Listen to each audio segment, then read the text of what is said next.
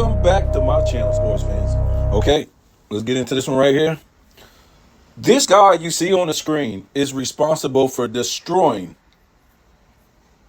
the credibility of the NBA as a real sports league. And we talked about this before. They have made the NBA basically into a production for LeBron James. That's it. A production for LeBron James. And I did a video on this. And I want to think since about 2012, since he won his first championship, the rise of clutch sports that same year, Stephen A. Smith, another undercover clutch client, came on the scene in 2012 on First Take and was always buddy buddy with LeBron before he got on First Take. And he would be the defender for LeBron James versus Skip Bayless, no matter what this guy did wrong. And he was always the first one to put him being a good family man, him being good to his kids, never committing a crime, never cheating on his wife, in front of having to tell you what this guy did wrong. Okay? If he failed, that's what you would hear all the time. All the good things he is as a person and all the good things he did as a basketball player that was good before you could even say anything bad about him. And that's, wow, that's really not manly to me. I mean, this guy will sit up there and act like he's the most manly dude you ever met, and will act like he gives it to you plain and clear, but he won't do that to nobody else the way he does for LeBron James, right? If it's anybody else, he won't say, oh, he's a good family man, he don't cheat on his wife, he don't commit crimes, and then go on to talk about what they did wrong, whether they had a bad game, bad series, anything. He won't do that for nobody else except for LeBron James. He's got to do all that stuff before he's critical about LeBron James. And Chris Broussard does that, these type of people. So, yeah, to me, the NBA has just been a big production. And I'm thinking anybody really could have took and been the face of the league at that point, because if you're going to make a 4-6 loser, a 0-2, what was it? At that time when he won his first championship, and Stephen A. Smith came on the scene via Clutch Sports. So he was 1-2 in the championship, right? When he left Miami, he was, what was he, 2-2 in the championship game? No, 2-4. No. In his first 6 finals, he was 2-4. So that would be 2015. He became 2-4. 2-4. 2-4. So at that point, this guy was basically a career loser, right?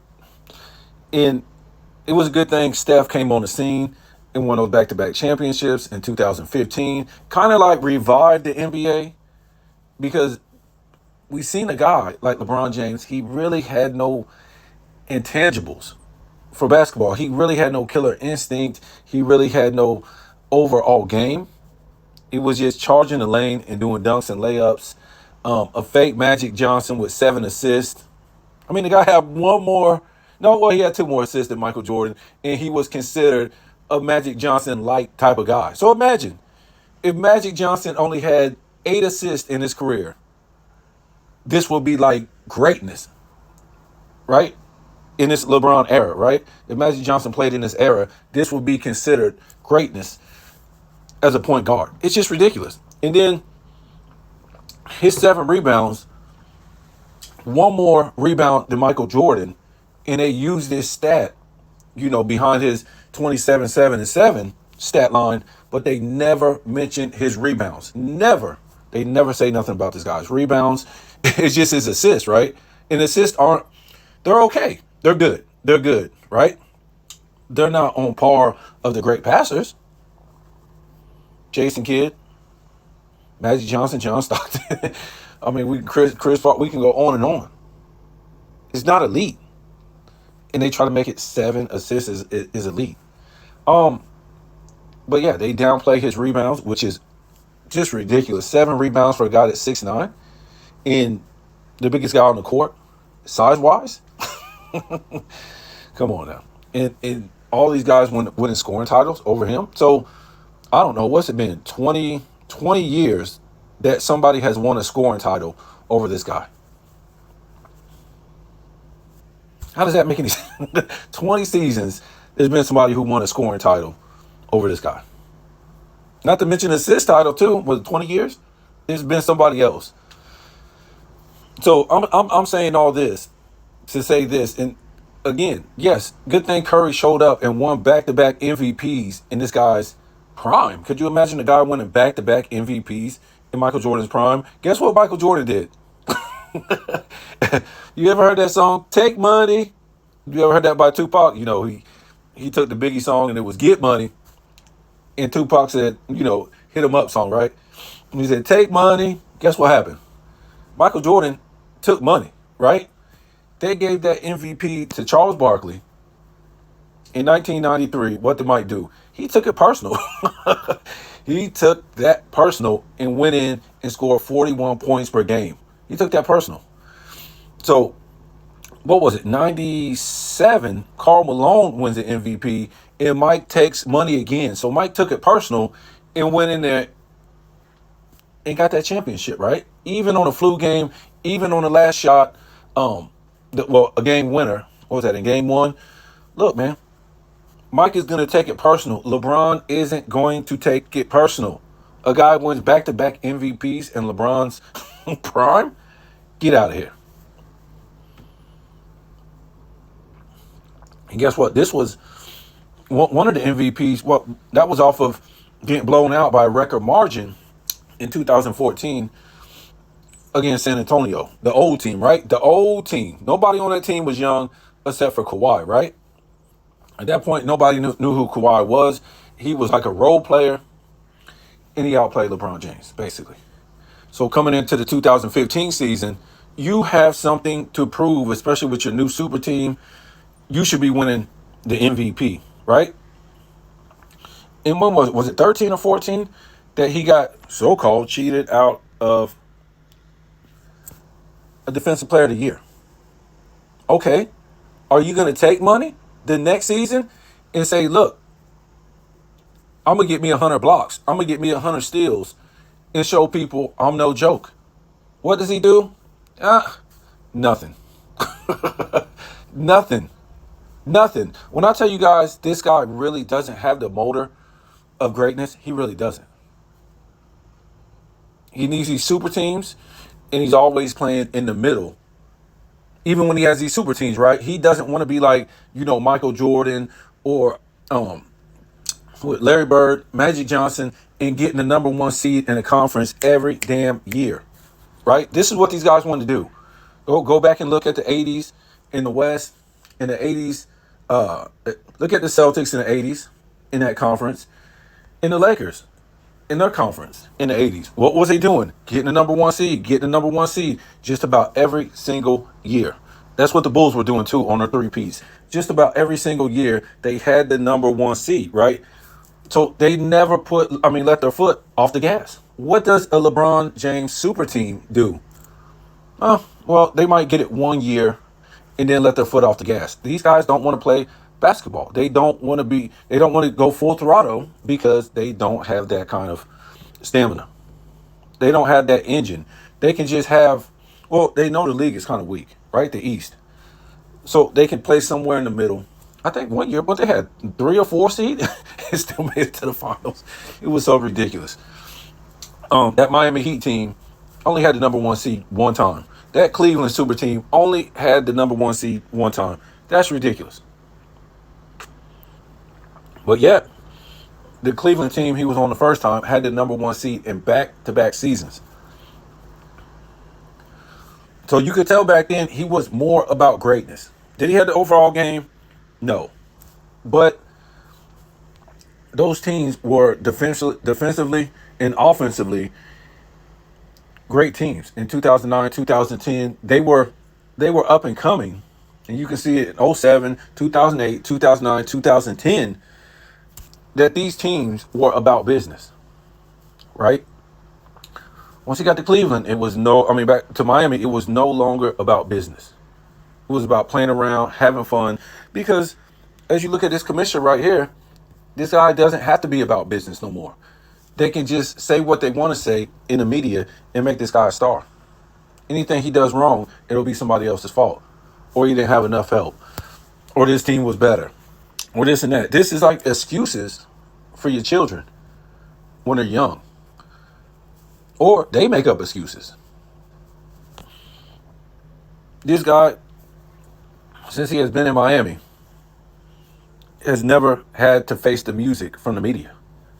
They have put a diaper on this dude, put a pacifier in his mouth, and wiped his tears through the media through all his downfalls. And when you look at this guy on the screen, this is his NBA father right here.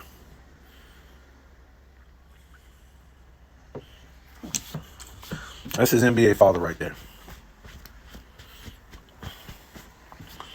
So I was watching Angry Old Hoops, and he was talking about the Olympics. And he showed, goodness gracious. He showed at one point, Anthony Edwards took like 11 steps. But he had to take like a few of them back because it was like what they call a gather step. So it was like 7 steps.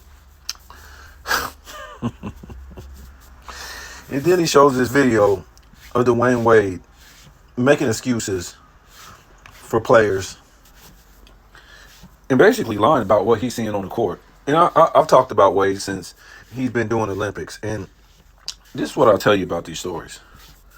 And I saw Fitness Rants, Sports and Fitness Rants, do a video this morning on those two things. And this is what I wrote in this comment. Let me see if I can pull it up. Basically, not only does the refs show the youth that it's okay to travel and carry, but these play-by-play guys show the youth that millionaires and billionaires still speak like 16-year-olds. These dudes, like Wade, don't speak like that around his friends, but instead he's speaking this way to dumb down the youth.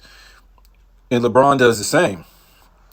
If your game isn't professional, then you sure the hell can't act and speak professional in public. The past 11 seasons or years has lacked competitiveness, skills, and fundamentals in the NBA because they have made it more into a reality show, and these kids have to be dumbed down to have them believe that this is how basketball is supposed to be with a billionaire 40-year-old man-child that acts 16 years old on the court and off the court.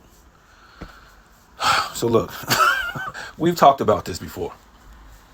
There's no way in this world, especially with this social media, for this long, for years now, that the NBA does not see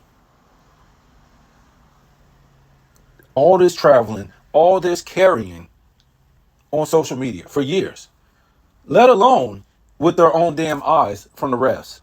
Not alone that the league goes back and looks at certain things and you don't see these travels and these carries in LeBron straight arming a guy before he makes his move. Look, there's nothing with arm guarding. That's been going on for a long time, right? You got the ball in one hand and you might have your arm in front of you or on the side of you or whatever like that, depending on how you're making your move to the basket or the guy approaching you. You're pretty much putting an arm guard next to you, but it's, on your side as far as your arm can reach out, but it's not straightforward. This is what I'll tell you guys. For $1 billion corporation to not address these things and continue to shove down your throat that the guys of the past aren't as skilled, fundamentally sound, good, or athletic as these guys. And then when you go back and you look at these games from the past and they're calling these guys for carries, travels, offensive fouls, all this stuff. Because it happened. Yeah, they might be pissed off. They're competitors. But they're calling. I watched the game the other day, and they called Michael Jordan for a palm and 2 travels in one damn game. Was he pissed off? Yes, he was pissed off. But they felt like that's what he did.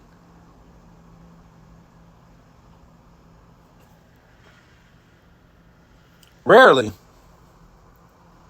It's hard to even say rarely. I don't know the last time they called LeBron James for a damn travel or carry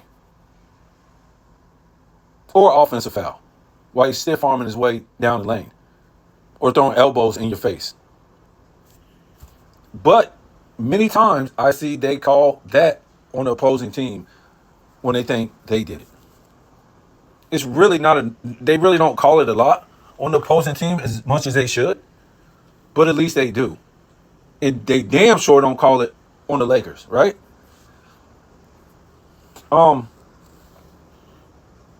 to me, I keep trying to tell you guys, this NBA is more of a production than an actual real sports league, right? So you got to come to grips with that one day. I know it's hard to be like, there's no way, man. It's right in front of your face. It's not a real league. If you're showing the youth that it's okay to travel and carry with hundreds of videos up for years now, and it goes into every season at the start and they never clamp down on this, these aren't real NBA professional players, right? To me. I mean, this isn't really something you would expect even on a collegiate level, let alone a professional level. So I can't really call these guys professional players. Okay. And then we talked about the money aspect before. So therefore, to me, I can't consider these guys really making these contracts that you've been told. And we've talked about these guys having to have, make hundreds of millions of dollars and then have to go sit at a teleprompter, wear makeup, go to work every day, remember scripts, do all this stuff, right? Go coach, go. I know you guys will make up man, that's what they want to do, man.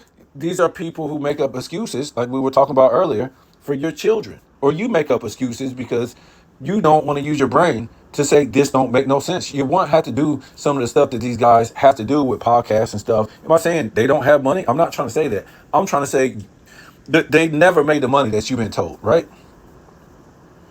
And it's basically, for me, my thinking is so they can overcharge the fans. That's why you're being told they make this kind of money, and that's why you're told all the time about these guys' contracts. And you're told, are they worth it? I mean, like, you don't have any say so in it, right? They're gonna get it regardless. We see guys who ain't even worth it, and they get these contracts, right? So they tell you this stuff, just so you think you're connected in a way to it, but in fact, you're not. You don't have any say so. And like I said, it's so they can put the ticket prices up, the popcorn prices, the alcohol prices, the parking prices, all this stuff.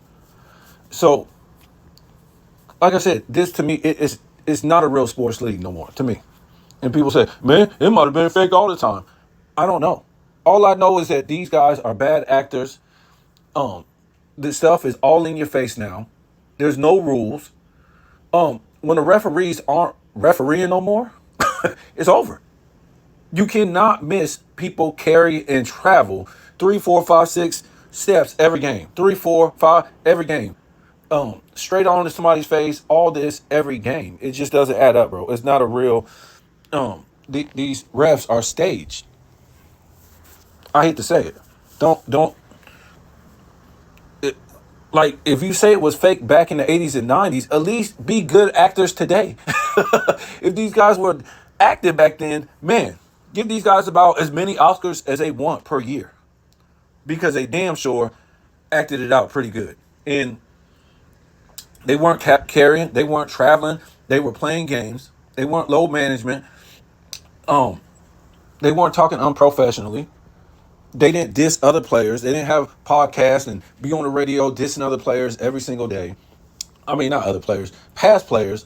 They weren't doing this to sell the game. I just didn't see anything fixed about it. If you want to say, oh man, a ref missed a call or could have went, yeah, you could say something like that. But other than that, there's nothing. And look, for Dwayne Wade, we talked about this before. He's on here and he's on Olympic play-by-play. I just don't know why he's on there. I just don't. Why? You can't get nobody else. And I know when you first do this stuff and it's your first time, it's not easy. I done heard a lot of guys who are great at it now who sucked before. So that's really not the issue. The issue is this guy getting up on here lying, saying the same stuff that ESPN and Fox have been saying about LeBron James, about this era. And he's really making a mockery out of you, LeBron James fans. When he say, man, how's he still doing this at this high level for this long? What did I do wrong? Well, bro, you need to get on the PED treatment, supposedly. You got to have the media lie for you. You got to be only playing for money. You got to be doing these things, man. Well, I mean, salute to you, man. You're supposed to have hundreds of millions of dollars. I did a video on you the other day. You, I just can't have you in my top 50 anymore because you built a super team in '05. Then you built another super team in 2010, 11 with LeBron. So you basically lost all my respect right there. As far as being a competitor, as far as your game, I don't have no problem with that. And a lot of these guys, I made that video dealing with what Tim Duncan and Kobe had to deal with post 2005. All these fools were building super teams. The big three Celtics. Before that, Miami in '05 with Alonzo Mourning, Wade, Shaq, and Gary Payton. And then, it goes on to be the big three Heat in 2010, 2011. So this is what Kobe and Tim Duncan had to go through. They had to compete against cowards that didn't want to compete, right? And we talked about Detroit. Everybody in the East was scared of Detroit. Detroit, who didn't have a super team, did it organically, got a free agent here who was, and got in the gym. Defense, fundamentals, X's and O's, and stuff like that. And in my opinion, in that video, I tell you that I think they were cheated out at least two championships, right? Because they were facing these super teams and stuff like that. Boston in the Shaq, Wade, Mourning, and Gary Payton Heat. So yeah, this bozo right here. I look, I don't know what's going on with Adam Sandler. I'm about to say Sandler. Adam Silver. I don't know what. Look, sometimes how life is, the people that are put out there in the front, they're just like figureheads, right? They're just like the puppets. Like the presidents out there in different countries. They're just like faces, right? When they used to put the king out there, right? You still had the government. And most of the time, the king, he was just like the face. He was just like a president. He was just, until they got the next king in there. And that's what Adam Silver really is, right? He's not really running nothing. He's just a figurehead. He's just a puppet, So we really don't know who's running this NBA. What we do know is when we came into the 2000s, the ratings just started to drop. And by the time we got to about 2007, it was really bad. It was really bad. And I kind of think when we lost in 2004, that Olympic team, not just because LeBron was on there, you can't blame him too much because he was young. But we do give him some kind of blame because he came in calling himself the king. You just want to do that in the 80s and 90s. You would have more respect for people, and they would really clown your entire career if you ever did something like that in the 80s and 90s. Not just the superstars, the role players too. That's showing a lack of respect, and you haven't dribbled a ball, and you've been playing against what, academy school kids, not the best of college players, right? Playing against academy school kids, right? So when you're in college, you're playing against the best of high school players. So LeBron wasn't doing that because he was just playing within his state. We always talk about it in NBA, you're playing the best of college players. So you came in the NBA after playing against what? Academy school kids in your state. So that's why we put a lot of that on him because he came in calling himself the king. But when we lost in 2004, right, the NBA really took a hit because it wasn't just LeBron on that team. It was some top 75 guys on that team. It was some experienced guys on that team. And then we go to '06 FIBA and we lose again, even worse because these guys now, the new crop already, one-on-one a championship, a finals MVP. LeBron was coming off 30 points per game. Bosh, he was starting to get in his prime. And we know the deal. They lost to Greece. So the NBA really hurt itself after those two incidents, right? And they were like 2 years apart. So the NBA knew from those two incidents, and we're playing the world. What does that tell you? We lack the fundamentals. We lack the leadership. We lack the X's and O's and the commitment to be great as the guys in the 90s, right? So, we would eventually get it back thanks to Kobe that came out of the 90s. But look, man, the NBA really hurt itself and really had no other choice but turn it into like especially when LeBron failed in 2009, 2010. And if you want to count 2007 when he melted down, who wanted to be the face of this thing, right? I don't think nobody wanted to, and they just put LeBron, right? And through all his failures, it's been okay because he has a production behind him. All these other people are succeeding on top of this guy, but it's okay because you have a production behind you. As long as you can do your dunks and layups, always have the ball in your hand to make it look like you're a great passer with your boring 7 assists a game and your underwhelming 7 rebounds a game, the media will always be there for your production, right? To tell the people what you see or what you have seen, what you see and what you will continue to see out of this LeBron James production movie isn't what you see. Let us tell you what you see. And if you didn't see the guys in the past, we're going to tell you what they are, who they are, what they did. Who cares if you go back and look at the footage? We're the judge and the jury because we're on TV. This is insane, right? You just can't make this stuff up, man. If they're doing the same thing in the Olympics.